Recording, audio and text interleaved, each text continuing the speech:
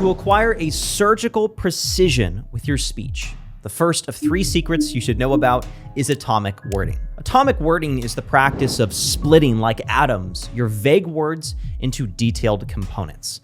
Let's visualize this. Here is a sentence. Here is a second sentence, and a third. As we translate a thought into individual sentences, each of our words are placing a dot on the mental canvas of our listener's mind. If we use sharp and precise words, our dots are well placed and our listener can easily connect them and make sense of our thought. If we use too many hazy, vague, winding words, the placement of our dots becomes scattered, making our outline hard to interpret. Atomic wording is about placing precise dots on the canvas by using one of 2 methods. The first is division. When we speak, most of us are conditioned by default to use plain adjective-noun pairs. For example, angry person, fun event, loud crowd. The challenge is that these adjectives are often used so habitually that most people have developed a numbness to them. We should want our words to spark little refreshing triumphs of language, and we do this by dividing our broad adjectives into smaller components by asking ourselves the following questions. 1, what ordinary word does my mind default to? And 2, how can I divide that word into more detail? Using the first example, assuming angry is the word our mind defaults to, how can we divide angry? If angry is the color purple, what words are the red and blue? Now, this is difficult at first because the first few words that come to mind are often synonyms, words similar in meaning to angry. We're not attempting to define another word on the same level as angry so much as we're trying to explore the dimensions of angry. There's no way I can make you think of words that you aren't already familiar with. So below this video, I've linked several resources I've curated for myself that help me divide common adjectives into more precise terms. As an example, listen to American screenwriter Rod Serling and take notice of the 3 times he divides what could have been a broad adjective into a more explicit description. If it weren't hard, everybody would be a writer, and we'd have nothing but books. Slovenly, grubby, filthy, heavy, gudgy books weighting our world down. The fact that it is a very selective and a very challenging process, unique to a few, is what makes literature so valuable and so wonderful. Here's one more example provided by Martin Luther King. I would hope that we can avoid riots because riots are self-defeating and socially destructive. Instead of saying riots are bad, King divides his sentiment into 2 specific adjectives. The second form of atomic wording is depiction. Depiction is double-clicking into a broad word by using specific imagery. For example, tough pistol-wielding cowboy or grieved banner-waving protesters.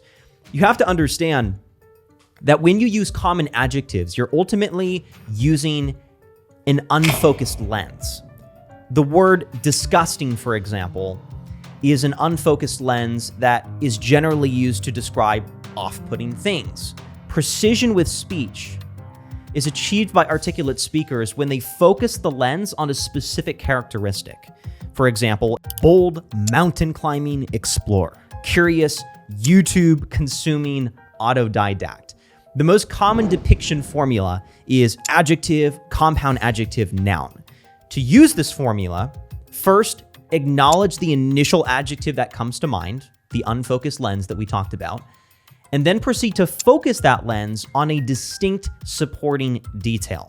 Another way to consider this formula is claim, proof, subject. For example, if I were to describe a dumpster, that's just what came to mind. My mind immediately defaults to disgusting. And proof of that state could be grease-stained, rat-infested, foul-smelling. I had to dig through a disgusting, grease-stained dumpster. Claim, proof, subject. Your listener now has a precise, visceral image of what disgusting means. It's this sudden, clever symphony of language that makes your sentences fresh and helps you become more precise with your language. To help you with better depictive atomic wording, I've linked 2 speeches below this video that have a high density of nutritious granular words that you can become familiar with and use in your sentences. But Joseph, it's easy to become more precise with my language when I know what I want to say. How can I figure out what I want to say as quickly as possible? See, our sentences are often ill-formed because we have mere seconds to collapse a rich, dynamic thought into what is the low bandwidth of language. Our tendency often is to output a scattershot of sentences as if to say, here's a torrent of words, the kernel of our idea is in there somewhere. It's like trying to pack a suitcase in 10 seconds. Nothing is folded and you forget a lot. How can we figure out which dots to put on the canvas before we speak? I've thought a lot about this, and the technique I've arrived at for myself is what I call the compressed spring line. This is the practice of allotting yourself one sentence to communicate your idea. That sentence is your opening line. Like a loaded spring, instead of releasing a torrent of unhinged words, challenge yourself to compress your thought into a single sentence. You'll find that this practice engages your mind more intensely and allows you to achieve greater clarity of thought. Instead of trying to color an outline with broad, uncoordinated brush strokes, you're using the paint bucket tool to precisely fill in the outline. Now, this does require that you pause before speaking. If you're in a conversation with multiple people and you feel that surrendering the verbal arena to a brief silence will immediately result in it being captured by some chatterbox Charlie, you need to verbalize your need for a pause with enthusiasm. I like what you said. Give me a brief moment to think about that. Here are two other lines you can siphon from me. A conversation with multiple people is like playing with a litter of puppies. You can't stop them from playing, but what you can do is hold out your hand and say, I need a moment to process this. This allows you the necessary time to formulate your compressed spring line. The final secret, and perhaps the most immediate way you can achieve greater precision with your speech, is by diagnosing and upgrading your language inputs.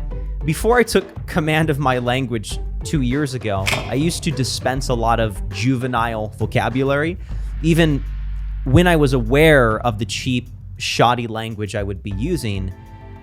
It took a great deal of time to scrape all the vulgar verbal residue from my sentences. What frustrated me was that even though I wouldn't say the words, they would still unconsciously try to burrow into my sentences. This is true with nearly all common speech habits. When you speak, neurons fire in patterns in your brain.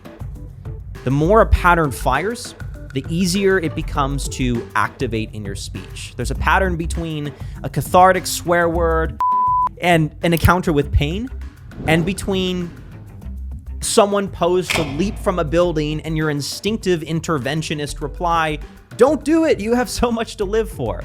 These default stale expressions are the result of your own continuous usage of these words, as well as your repeated exposure to them in content and pop culture. After becoming frustrated with how sloppy my language was, I decided to rate the quality of each language source I was actively exposing myself to for more than 10 minutes a day.